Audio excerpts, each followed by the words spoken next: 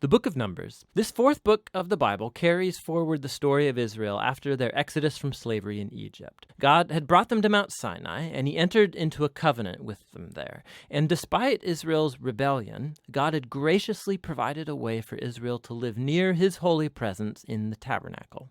So the book of Numbers begins as Israel wraps up their 1-year stay at Mount Sinai, and they head out into the wilderness on their way to the land that God promised Abraham.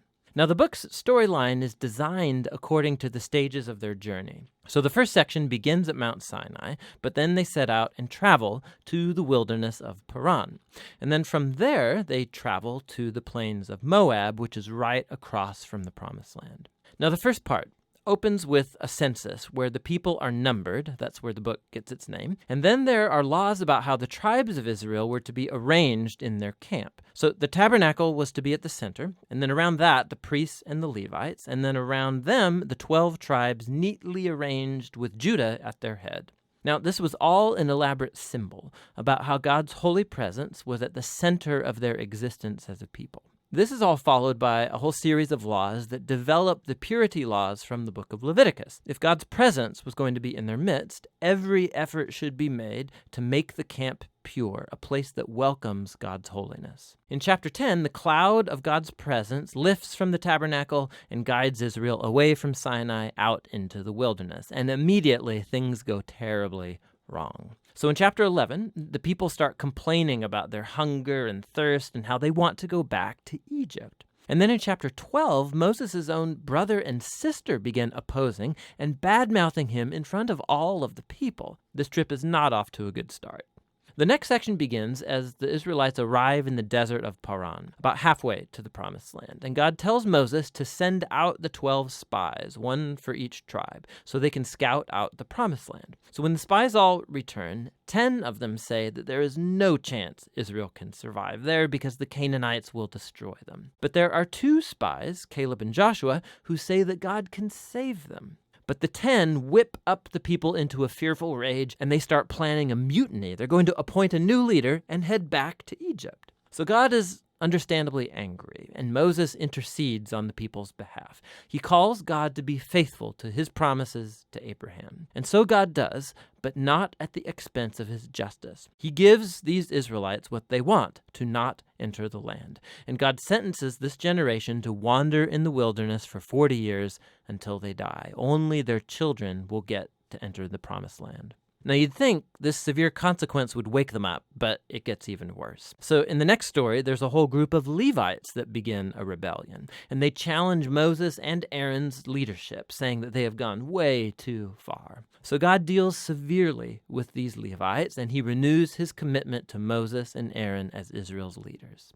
Now, as they leave the region of Paran and hit the road, it goes downhill yet again. The Israelites start complaining again about their thirst, and they ask why Moses even brought them out of Egypt in the first place. So God tells Moses to speak to a rock to bring out water for all of the people. But Moses doesn't really do this. He oversteps his bounds. He hits the rock twice and then says, "You rebels, do we have to bring water out of this rock?" So Moses dishonors God by putting himself in God's place as the one who brings out the water. And so Moses brings down on himself the same fate as the wilderness generation. He too will die in the desert and never get to enter the Promised Land. After this, the Israelites rebel yet again, and God brings a very strange judgment on them, venomous snakes to come and bite the people. And so Moses again intercedes on behalf of the people. And God tells Moses to do this, to make a bronze snake and to lift it up on a pole, so that whoever looks at this snake would be healed of the poisonous snake bite. It's a very strange symbol, but it speaks to the challenge that God has by being faithful to his covenant. He's right to bring justice on the Israelites' evil and sin. But even God's justice gets transformed into a source of life for those who will look to God for healing. From here, the people head into the plains of Moab, and the first main part of the section focuses on the strange figure of Balaam. So the king of Moab is freaked out at this huge group of people traveling through his territory. So he hires a pagan sorcerer, Balaam, to pronounce curses on Israel. And 3 different times, Balaam finds that he cannot curse them. He can utter only blessing upon Israel. Remember God's promise to Abraham from Genesis 12. So not only can Balaam not curse Israel, but God actually gives him a vision about a future Israelite king who will one day bring God's justice to all of the nations. This vision recalls Jacob's promise to Judah in Genesis chapter 49. Now, it's worth stopping to reflect on the flow of the book so far. The rebellion stories in the wilderness, they just heap up on one another, getting worse and worse. And while God does bring partial acts of judgment on Israel, he's also kept showing mercy, providing food and water along the way. And so the Balaam story, it shows God's grace in bright colors. Because here's Israel. They're down in the camp, grumbling and rebelling. But up in the hills, unbeknownst to them, God is protecting and even blessing them.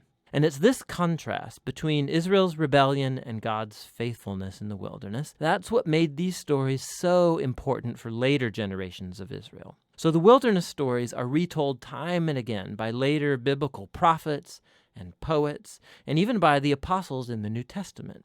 And these stories always serve as a warning that while God will remain faithful to his covenant promises, he will also allow his people to walk away in rebellion and face the consequences. After this, the rest of the book focuses on the children of the wilderness generation, and they begin preparing to inherit the promised land. They take another census of the new generation, then they go on and win a number of battles with the people groups around them, and then a few tribes even begin to settle in the promised land. So the book ends with the new generation poised to enter into the land, and Moses is about to deliver his final words of wisdom and warning. But for now, that's what the book of Numbers is all about.